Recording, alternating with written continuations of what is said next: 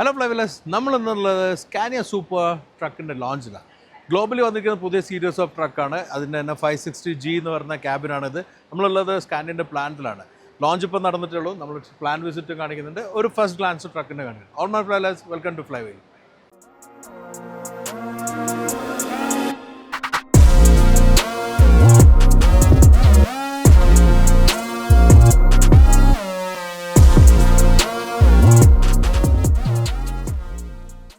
നമ്മളിപ്പോൾ ഉള്ളത് സ്കാനിയ ഇന്ത്യൻ്റെ പ്ലാന്റിൻ്റെ ഉള്ളിലാണ്. ഇവിടെ കുറേ ഭാഗങ്ങളിൽ ക്ലാസിഫൈഡ് നമുക്ക് കാണിക്കാൻ പറ്റില്ല, അല്ലാത്ത ഭാഗങ്ങളിൽ കാണിക്കാം. ഇവിടെ കുറേ ഡിസ്പ്ലേ ഉണ്ട്. ഇതെല്ലാം തന്നെ ഇവിടെ നിർമ്മിച്ചിട്ടുള്ള ട്രക്കുകളാണ്. 500Pയും പിന്നെ 460P, അതുപോലെ തന്നെയുള്ള ഡംപ് ട്രക്ക്, പിന്നെ ട്രാക്ടർ ട്രെയിലറുണ്ട്. കാണിക്കുന്നത് ഇവിടെ നിർമ്മിക്കാൻ പറ്റുന്ന വേരിയസ് ടൈപ്പ് ട്രക്കാണെങ്കിലും കൂടുതൽ ഇവിടെ നിർമ്മിക്കുന്ന P മോഡൽ. P എന്ന് പറഞ്ഞാൽ ക്യാബിനാണ് ഡിനോട്ട് ചെയ്യുന്നത്. അപ്പം സ്കാനിയ സൂപ്പറിൻ്റെ ഡിഫറെൻറ്റ് ടൈപ്സ് ഓഫ് ക്യാബിൻസ് ഉപയോഗിക്കുന്നത്. അതിൽ P എന്ന് പറഞ്ഞതാണ് ഡംപ് ട്രക്കിന് ഉപയോഗിക്കുന്നത്. അതുപോലെ തന്നെ ഈ ഒരു അതിൽ നമുക്ക് കാണാവുന്ന സ്ലീപ്പർ ട്രക്കാണ്. അതിൽ വന്നിരിക്കുന്നത് G ക്യാബിനാണ്. അപ്പോൾ ഇതെല്ലാം സ്കാനിയൻ്റെ ഗ്ലോബൽ സീരീസിൽ വരുന്നതാണ്. ഇവിടെ നമുക്ക് കട്ടവേസ് ഉണ്ട്, ഇവിടെ ക്യാബിൻ ഉണ്ട്, അവിടെ എഞ്ചിൻ ഉണ്ട്, ഷാസി ഉണ്ട്, ഡ്രൈവ് ട്രെയിൻ ഉണ്ട്. എല്ലാം തന്നെ നമുക്ക് ഡീറ്റെയിൽ ആയിട്ട് കാണിക്കാൻ പറ്റും. അപ്പോൾ നമുക്ക് ഏതായാലും ഫസ്റ്റ് ക്യാബിന് കാണാം.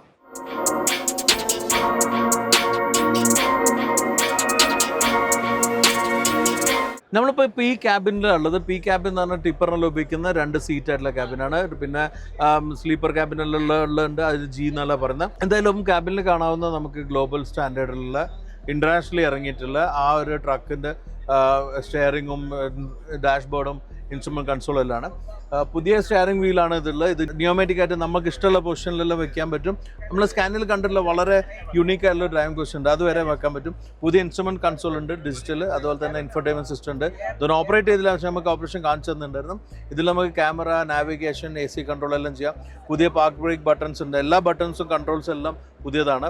പിന്നെ ക്യാബിൻ്റെ ക്വാളിറ്റി ആവട്ടെ, അതുപോലെ തന്നെ ഫിറ്റ് ആൻഡ് ഫിനിഷ് ആവട്ടെ, എല്ലാം തന്നെ വേൾഡ് ക്ലാസ്സാണ്.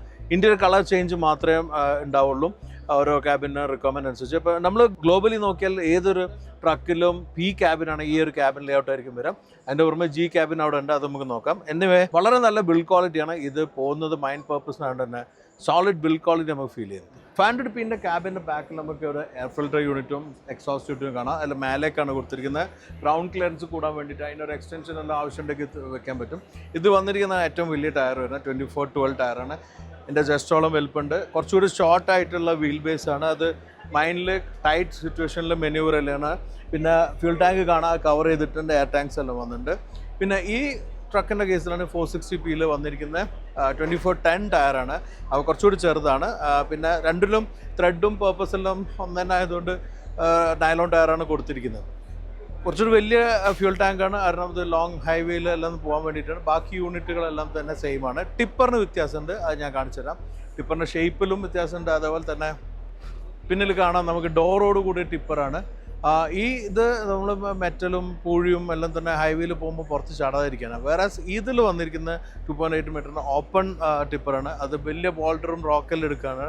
അത് ക്ലോസിലുണ്ടെങ്കിൽ പുറത്തേക്ക് ഒഴുകാനും പറ്റാണ്. ടിപ്പർ ഉപയോഗിക്കുന്നതെല്ലാം തന്നെ മൈൻലാൻഡ് തന്നെ പുറത്തേക്ക് ചാടുന്ന പ്രശ്നം വരുന്നില്ല. ഇതാണ് മെയിൻ ഡിഫറൻസ് വന്നിരിക്കുന്നത്. അപ്പോൾ ഈ ഒരു ഡ്രൈവിംഗ് പൊസിഷൻ സ്കാനിൻ്റെ ഒരു ഭയങ്കര യുണീക്കായിട്ടുള്ള പൊസിഷനാണ്. സാധാരണ ട്രക്കിൽ നമ്മൾ അഡ്ജസ്റ്റ് ചെയ്യുന്ന ഇങ്ങനെ വെക്കാം, ഇങ്ങനെ വെക്കാം, ഇങ്ങനെ വെക്കാം. പക്ഷേ സ്കാനിയൽ ഇങ്ങനെ കാറിലേക്ക് പോടൊരു പൊസിഷൻ ഉണ്ട്. സീറ്റ് താക്കണം, ഫുള്ളി താഴെ. യെസ്, ഇങ്ങനെ കാറിലേക്ക് ഇങ്ങനെ ഓടിക്കുന്നത് നമ്മൾ കണ്ടിട്ട്. അപ്പോൾ ഈ ട്രക്കിലേക്ക് കയറാൻ കാര്യം നമ്മൾ ക്യാബിൻ കാഴ്ചകളിൽ എത്ര ഹൈറ്റിലാണ് നമ്മൾ ഇരിക്കുന്നത്, ഈ ഒരു ഡ്രൈവിംഗ് സ്റ്റൈൽ എങ്ങനെയാണെന്ന് കാണിക്കാൻ വേണ്ടിയിട്ടാണ്.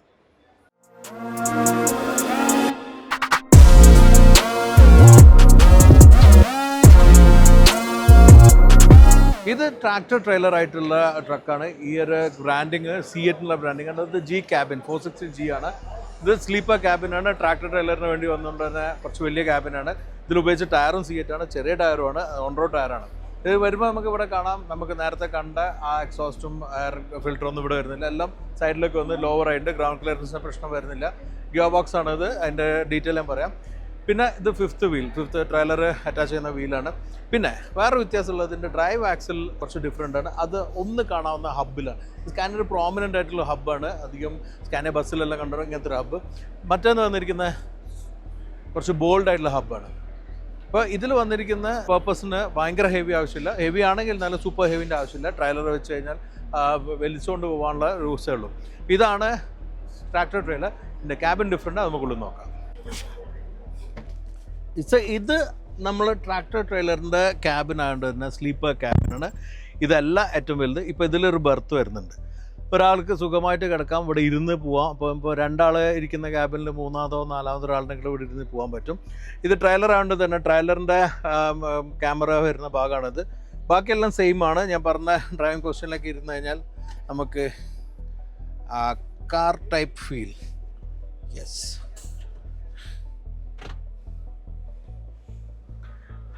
ഇങ്ങനെ ഓടിച്ചങ്ങോട്ട് പോവാം.